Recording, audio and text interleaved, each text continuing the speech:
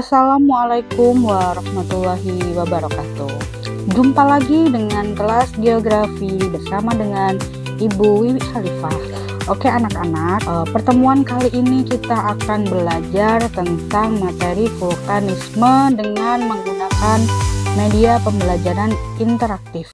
Ya, jadi di sini kalian bisa mengklik CP ATP yang berisi tujuan dan capaian pembelajaran. Jadi diharapkan kalian bisa menjelaskan proses vulkanisme, menganalisis jenis-jenis tipe gunung api, dan menganalisis dampak vulkanisme bagi kehidupan. Nah anak-anak, jika kalian ingin mengetahui cara penggunaan dari aplikasi ini, kalian bisa mengklik yang penggunaan modul. Nah, untuk beberapa tombol yang ada di sini, yaitu tombol yang bergambar rumah ini adalah tombol home untuk kembali ke menu utama. Untuk memulai kuis bisa klik yang start quiz. Untuk next bisa klik next selanjutnya, dan pref untuk kembali ke slide yang sebelumnya. Paham ya? Kita lanjut ke materi. Nah, untuk materi anak-anak di sini ada beberapa sub-bab materi, ada pengertian, gejala, erupsi, bentuk gunung api, dan status aktivitas gunung api. Vulkanisme. Apa itu vulkanisme? Vulkanisme adalah segala peristiwa yang berhubungan dengan magma yang keluar menuju permukaan bumi melalui rekahan dalam kerak bumi, atau yang biasa kita sebut dengan erupsi gunung Merapi biasanya ya. Magma ini berbentuk cair dan berpijar. Magma bergerak naik ke permukaan bumi melalui diatrema, yaitu saluran yang mirip pipa. Jika sudah sampai di permukaan bumi, magma berubah nama menjadi lava. Jadi kalau masih ada di dalam bumi dinamakan magma. Jika sudah keluar dari dalam perut bumi namanya menjadi lava. Nah, ada beberapa gejala vulkanisme. Kita bagi menjadi dua. Gejala pravulkanisme atau sebelum terjadi gunung berapi, itu beberapa gejalanya sering terjadi gempa, banyak sumber air mengering, peningkatan temperatur di sekitar kawah. Jadi daerah sekitaran gunung api ini menjadi panas, yang menyebabkan hewan-hewan dari puncak gunung turun ke lereng. Kenapa? Karena hawanya panas. Terdengar gemuruh dari dalam gunung api.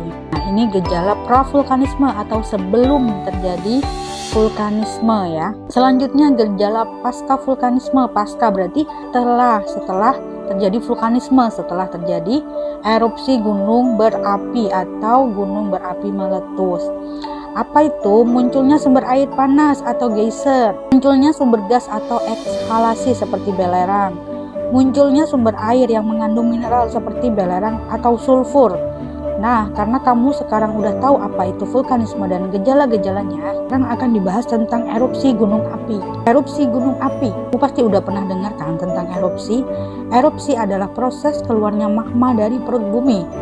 Dengan kata lain, erupsi itu terjadi ketika suatu gunung api meletus. Erupsi atau letusan gunung api berdasarkan kekuatannya ada dua macam, yaitu ledakan eksplosif dan berupa lelehan atau efusif. Diingat-ingat ya.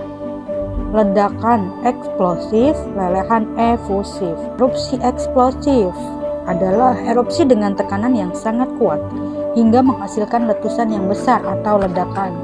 Ini karena magma di bawah gunung memiliki kandungan gas yang sangat tinggi sehingga memiliki tekanan yang tinggi dan menghasilkan ledakan besar yang biasanya hanya satu kali. Nah, selanjutnya erupsi efusif. Kalau erupsi efusif adalah erupsi dengan tekanan yang kecil hingga hanya berupa lelehan yang berangsur keluar. Ini terjadi ketika magma di dalamnya bersifat basah dan memiliki kandungan gas yang sedikit. Jadi biasanya erupsi tipe ini tidak menghasilkan ledakan yang dahsyat. Nah, selanjutnya bentuk-bentuk gunung api dibagi menjadi 3 yang akan kita pelajari. Yang pertama, diperhatikan gambarnya, gunung api tipe maar. Gunung api ini terbentuk karena terjadinya erupsi eksplosif sehingga meninggalkan kawah yang cukup besar. Contoh gunung api di Indonesia adalah bentuk ini gunung api Lamongan dan gunung Dieng. Gunung api yang kedua adalah perisai. Namanya gunung api perisai adalah gunung yang bentuknya relatif datar. Gunung ini hanya terbentuk karena erupsi efusif, karena magma yang keluar sangat cair. Gunung ini memiliki lereng yang sangat landai dan dasar.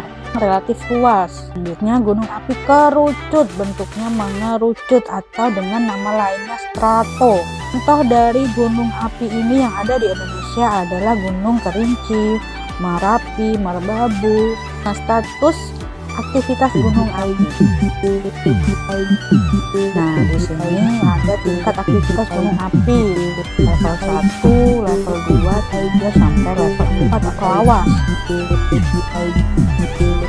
Nah, anak-anak, setelah mempelajari materi yang tadi, kita akan belajar yang soal ya. Silahkan kalian klik start. Ada soal nomor 1. Apa yang dimaksud dengan vulkanisme? Silahkan dijawab. Soal nomor 2, gunung api yang terbentuk akibat letusan yang sangat besar hingga puncaknya runtuh membentuk kaldera disebut. Nah, pertanyaan nomor 3, aktivitas vulkanisme dapat menghasilkan materi yang berbeda-beda. Manakah di bawah ini yang termasuk material padat hasil letusan gunung api? Ibu akhiri dulu, kurang lebihnya mohon maaf. Wassalamualaikum warahmatullahi wabarakatuh.